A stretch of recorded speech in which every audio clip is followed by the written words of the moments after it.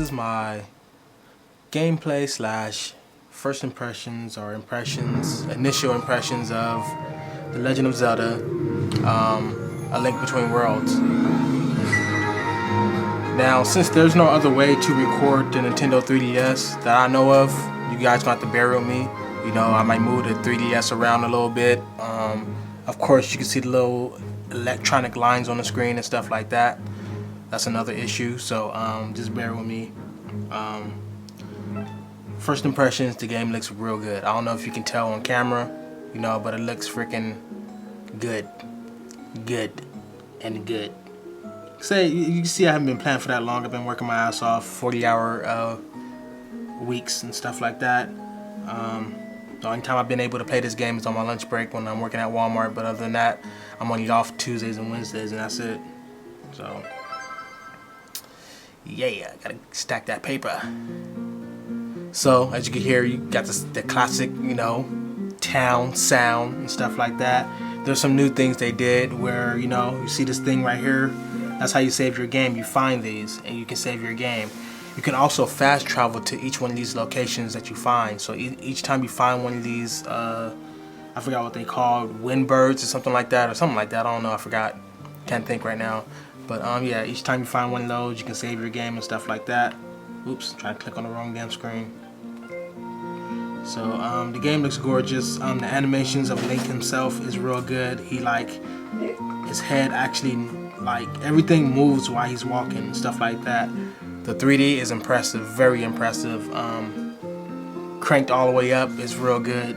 Cranked halfway is real good. Either way it goes is real good.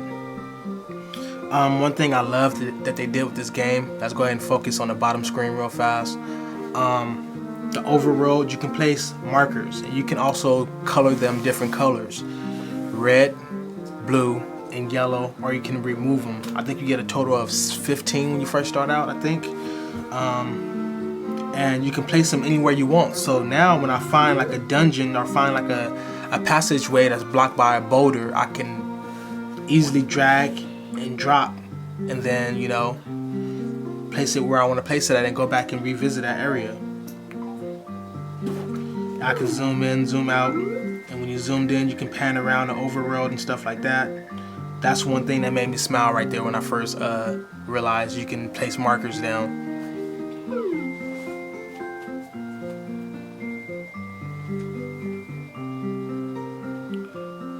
Items, of course, you know. You got your usual items like the lantern, your jar, your net, your bow. You also got all kind of other stuff where you can use to create potions and stuff like that. You got your gear, of course. I don't got that much that much gear yet. I got 712 rupees or whatever.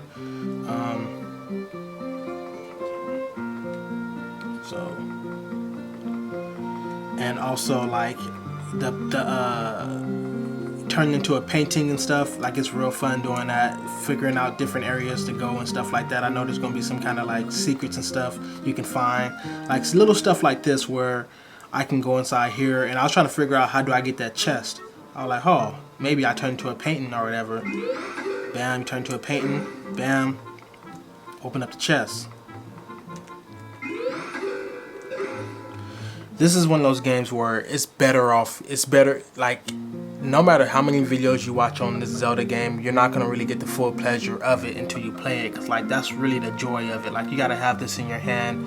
You can't be watching a walkthrough and be like, hey, I get the gist of it. Like, just little stuff like when Link jumps off like a ledge and the 3D is turned on, you can see him come up and then go down into the screen. Like, that's kind of stuff is cool. When you fight in certain those little spider things that jump up and down, I forgot what they called, but the little spiders that jump, you can tell exactly where they're about to land at, exactly how high it is in the air, not just by the shadow that's on the ground, but by just the 3D that's turned on. You know, you can tell where it's about to land at and where it's at and stuff like that. I like that. So right now, let's go ahead and head north. I'm gonna do a little bit of gameplay. Got your shield, you know. Block.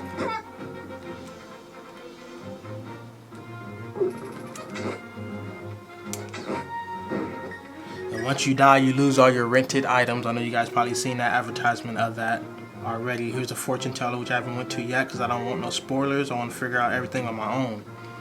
Yes, I buy strategy guides for all my games, but I do not use it until I beat the game. Then I figure out like the little secrets. And sometimes, like for a Zelda game, I don't think I would want to use a strategy guide for a Zelda game because like the beauty of a Zelda game is to figure things out and just explore. You know, just walk around. Oh, I can't go that way. Let me see what item I need to find or buy so I can be able to go that way. So I'm gonna give you guys a better look at the screen in a second. All right, so we're back. And like I said, sorry for the electronic interference on this for the screen or whatever, but that's just something you got to deal with, you know, when you're recording, you know, off screen on certain devices and stuff like that. Of course, they don't want you to use the painting effect to travel to areas that I want you to travel to. So like some areas have these little rocks on the wall.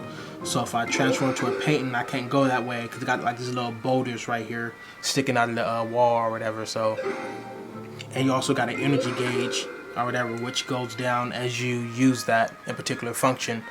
Even when you use the crossbow, the energy gauge goes down. Like even stuff like that, like how he fell on his face when it ran out. Like just little things like that. That's what I mean. That's what that man.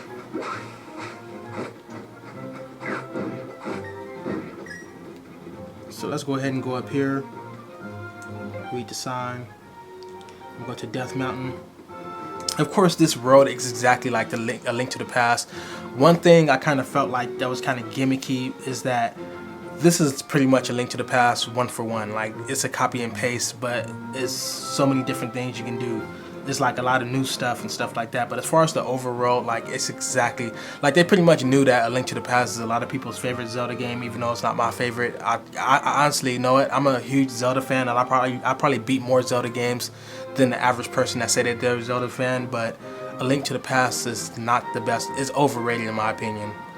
Like it really is. I just think people love that one so much because it was a huge step up from the first two games. Zelda 2 and the very first Legend of Zelda game for Nintendo. I think it was a huge step up, so big to where people played that game and the game felt so alive compared to the other ones, that especially to the first one, that this became people's favorite one, and some people haven't even played any other Zelda game besides A Link to the Past.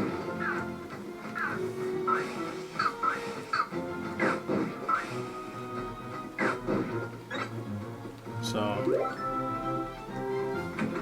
let's go inside here. What's this inside here? Spoiler. These rocks. Real pain in my neck. So I got this dude. Oh, he probably might be able to teach me how to carry big rocks. If he do, I'm gonna go back to all my little markers I put on the map and, you know, find hidden stuff. Huh? A customer? Who goes there? It's like, hey, you're that kid who worked for the blacksmith, right? I think inside the new Zelda game for the Wii U, I think they should actually take a chance and give Link a voice and give everybody a voice. And I know people are gonna be in an outrage, but like I'm a huge hardcore Zelda fan, just like the next guy. And I just really think they need to step it up. Forget all, like, take away some of these super colorful colors and actually make it look more realistic. Like, you know, make the gameplay kind of hard like Demon Souls. And I ain't saying make it like Demon Souls, but like make it where you gotta grind and like you had this open overworld and you find all these hidden items, you can craft your weapons and stuff. Like make it like gritty a little bit, but like still keep that charm to it. I think people will welcome that in, because like other than that, it's gonna turn into a Call of Duty to where people feel like it's not nothing new, even though it is something new, but it's not new enough to make it feel like it's new, even though it's new. So that's what I personally think. Of course, everybody don't have to think like I do, but that's my personal opinion.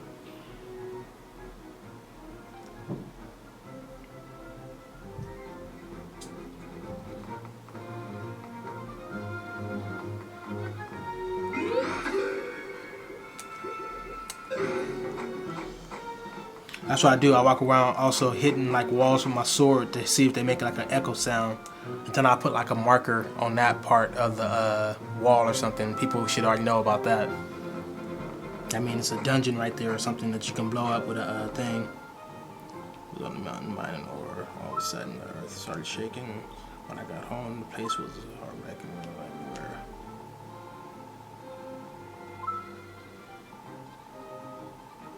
At least pick up smashing off feels pretty good. Wish it were.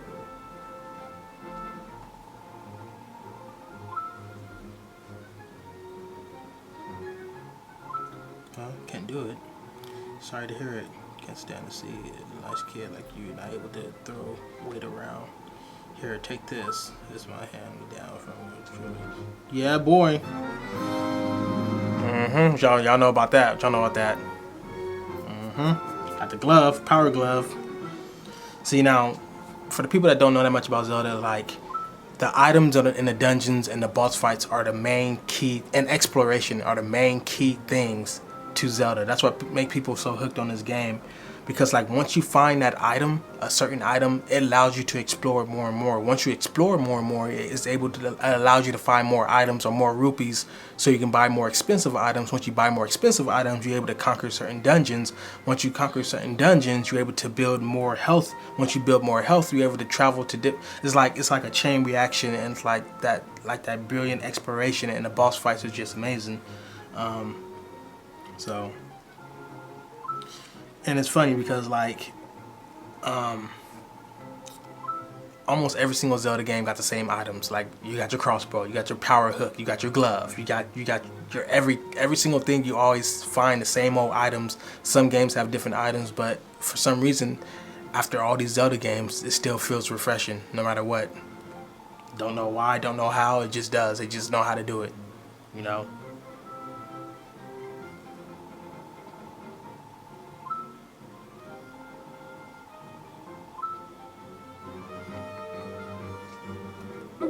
Yep. Throw the rocks down. So you can't pick up the real big ones yet. Like even like the animations, man. Like I said before, like even when you're trying to pick up the big rock, like his hair whips back. Like they really paid attention to detail with this game. That's one thing I love. Like they put like when he walking, his hand is moving with his sword and stuff like that. Like even when I walk slow, like he's swinging his arm and stuff. You know what I'm saying? Like, oh, it's not a big deal, but like, who pays attention to that much detail? Not that many people these days. Pick up all these rocks.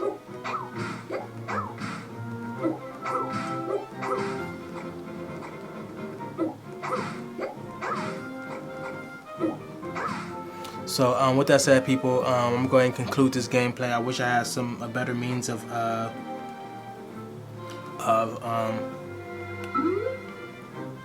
paste this on the marker real fast. Mark that, okay.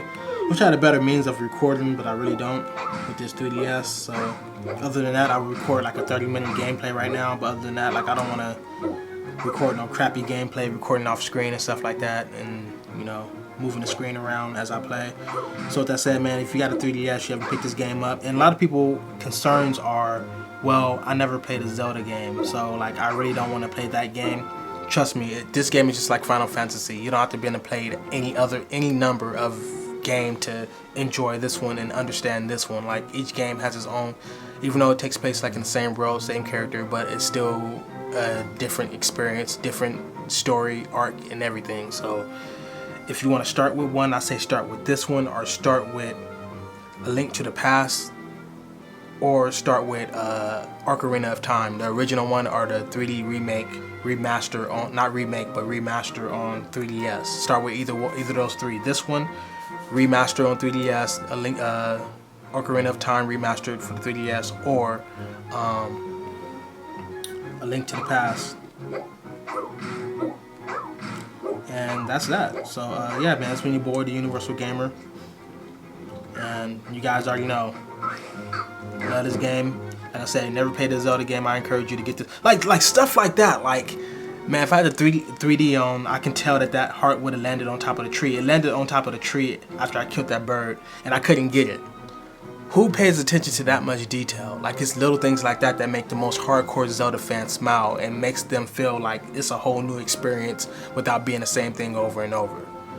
So that's the things that Zelda fans love. This little small things, exploration, this little like playing around inside this cartoonish looking world and just exploring and fighting these bosses, and it's like the problem solving of the whole thing. It's like the whole game is a puzzle adventure game. That's pretty much what it is. Because the whole time inside the whole entire Zelda game, you're figuring out stuff.